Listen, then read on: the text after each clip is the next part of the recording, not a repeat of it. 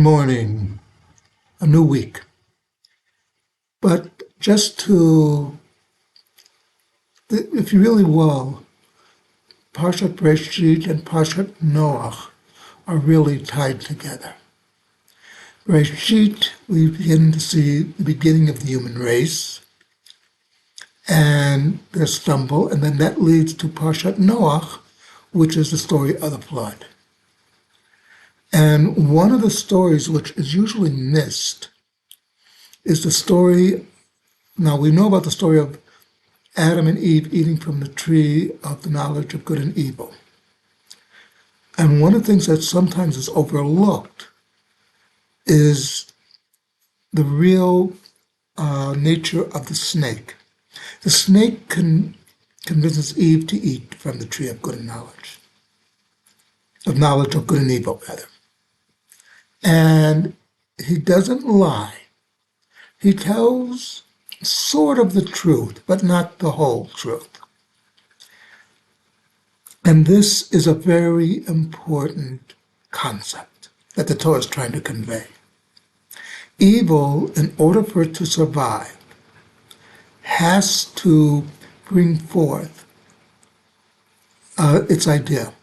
Nobody would vote for communism or fascism if they knew what it entailed. Right now, I'm speaking from Sofia, Bulgaria, that from the end of World War II until 1989-90 was under the communist dictatorship.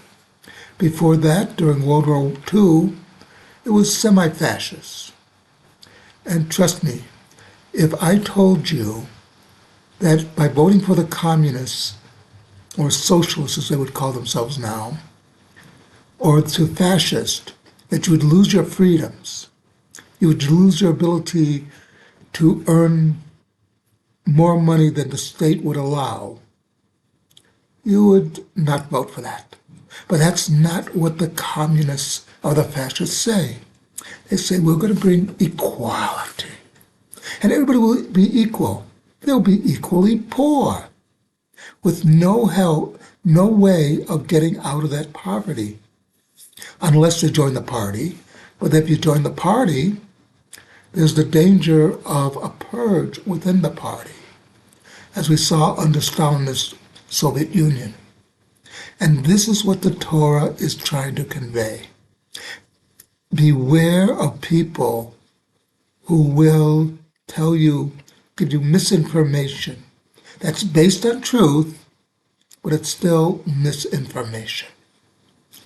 Many years ago, the head of the Communist Party USA pointed out that the mission of the communists was to present a case that is basically impossible to acquire, but looks good on paper until you begin to ask the hard questions.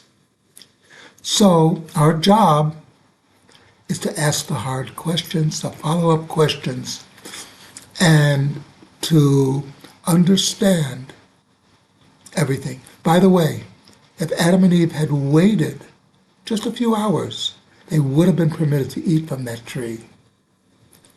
They were only banned from eating that tree until Shabbat. Something to think about.